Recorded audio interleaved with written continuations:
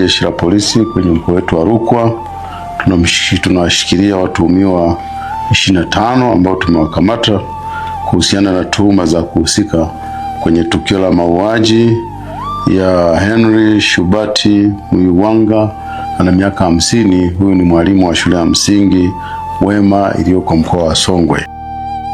Hebu fikiria jambo hili kidogo. Uko zako mjini, labda ni mji mgeni kwako au ni mwenyeji wa soeva.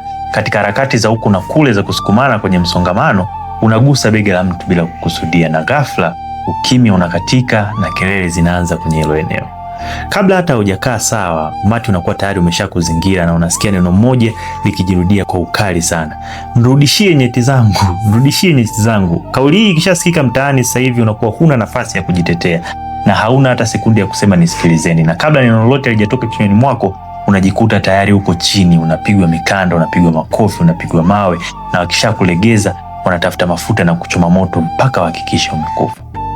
Na cha kusikilisha zaidi ni kwamba hakuna ambaye anakuuliza swali lolote, hakuna ambaye anataka kuelewa nini kilitokea, kwa sababu wakati huu ule umati unakuwa ni kila kitu. Wao ndo wamekushtaki, wao ndo wanakuwa mashahidi, na muda huu huwezi hata kutikisa huo ushahidi wenyewe, na kisha wanageuka majaji, na mwisho kabisa wanakuhukumu, na wao pia ndo wanatekeleza hukumu hiyo ya kifo. Na wakimaliza utasikia, lakini bro, haya mambo yapo kweli, watu wanaibiwa kweli nyeti zao, huu jamaa alistahili na vitu kama hivyo. Sasa nataka niongee mimi na wewe kijana mwenzangu, tukae chini tuelewane, na nataka niweke jambo moja sawa, kwamba sikatai na naheshimu hofu yako. Naelewa kuwa kuna watu wanasimulia kwa uchungu jinsi ambavyo walihisi kuwa kuna kitu kimebadilika mwilini mwao, na wanasema kwamba wameathirika, na sikatai na naheshimu maumivu yao.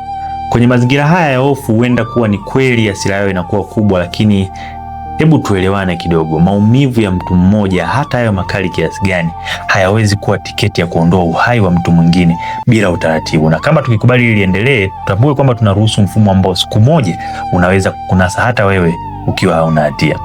Kuna kitu kinaitwa natural justice. Hizi ni haki za kale ambazo zinamfanya binadamu abaki kuwa binadamu, na hebu tuziangalie labda kidogo kwa jicho la kiungwana.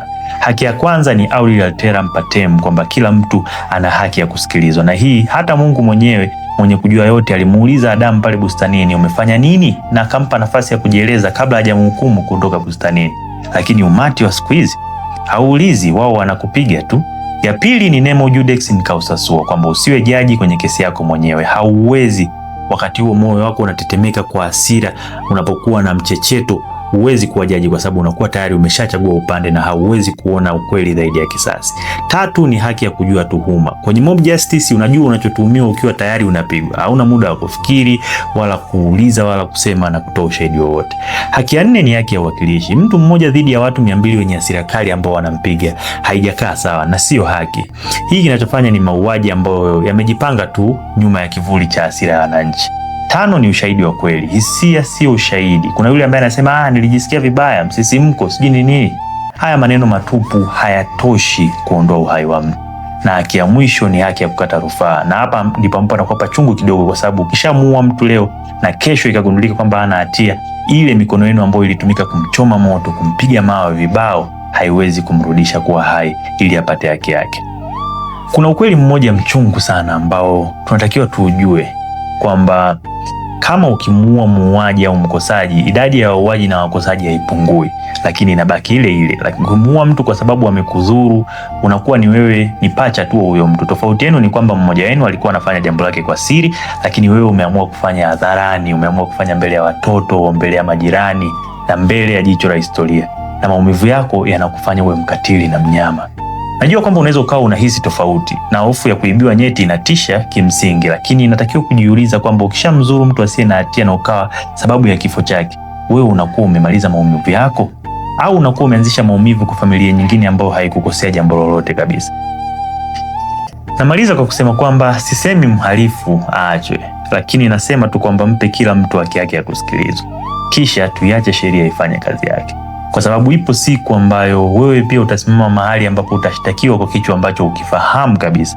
Na hiyo siku hautaomba huruma kwa sababu utakuwa na sauti, ila utaomba kuwe na mtu mmoja tu angalau akusikilize. Tujiulize, je, uko tayari kutoa kitu ambacho wewe mwenyewe unaweza ukakihitaji baadaye kikukomboe? Tafakari, chukua hatua. Peace out.